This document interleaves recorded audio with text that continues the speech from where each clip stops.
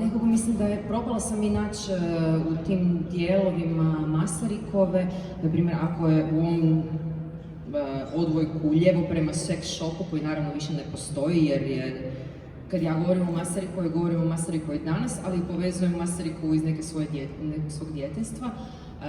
Dakle, u tom odvojku lijevo prema sex shopu su pjesme koje bi možda mogle koketirati koje koketiraju sa temom seksa, erotičnosti i slično. Tako da probala sam nekako konceptualizirati to sve skupa. Ja sam, unatoč tome što sam umjetnica, sam veliki ljubitelj strukture, tako da meni srce baš lijepo i mirno kuca, znajući da su moje pjesme poredane u podgrupe. Neka je lijepo sve složimo. Mogu ti ja zamoliti, dakle, pjesmu gdje je Hodanje? Hodam je 110. stranica i još 2-3, pa ćemo preći na pitanje iz publike.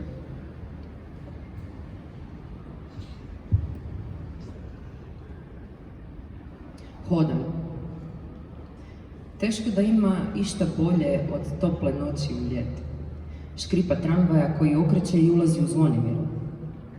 Ulične lampe na kablovima plešu amo tamo dvokorak. Hodam, gledajući u vis, sudaram se s rijetkim prolaznicima. Kako mi to polazi za ruku? Ja sam Šekspir sabotaže vlastitih potencijala.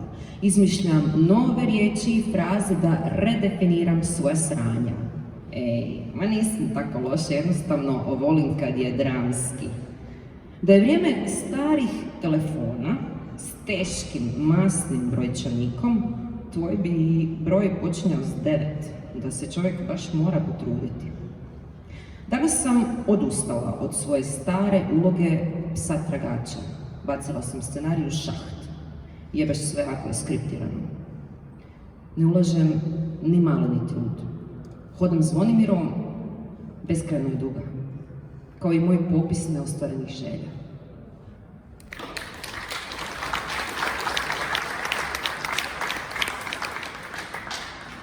Inače, u knjizi ima jako lijepih fotografija koje su vezane i za teme, dakle, i za cikluse. Ciklusi su podijeljeni, o tom ćemo u drugom dijelu po komadima Putovezi, Hodanje, poezije ćemo malo poslije. Fotografije su Danka Skorupa, ako se ne varam, on je radio nastavu, je li tako? Kristijan Smok fotografija. Kristijan Smok, da, Kristijan Smok fotografija. Nedjelja. Napravili smo utvrdu od jastuka i jorgana. Ne izlazimo do proljeća. Topli kakao. Čaj od poljskih trava s divčibara. Reci da ne moraš nikamo ići dok na prozorka slete lastavice. Nađi me ispod pokrivača. Goli smo kao ribe. I cijelo se vrijeme smijemo. Bože, koliko se smijemo. Dugo smo se čekali. Nisam znala da ruke mogu toliko da kriju.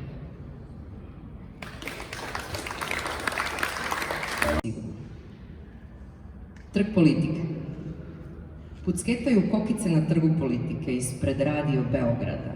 Autobus nagužvan ljudima kreće i uzdiše, a nije ni njemu lako. Sjedim na mjestu koje sam prozvala svojim, jer me podsjeća na neku nježniju ja. Šutim i sjedim uz cigaru.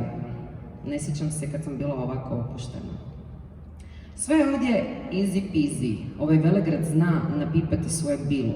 Zna popiti kavu s drugarima i razmijeniti dojmove od jučer. Pristaju mi ovi ljudi, jer će lako povesti razgovor o Sartru, uhvatiti moment kao fotografiju i uživati u nepoznatoj poeziji. I tko zna kamo će me večer odvesti, ova topla majska, u poljupcima koji ne moraju značiti ništa, a možda nam zavrte svjetove. Pristaje mi ovaj grad. Muškarci se zagledaju u dugonoge djevojke im odgovaraju smiješkom. Da, valjalo bi češće sjediti ovdje na trgu politike.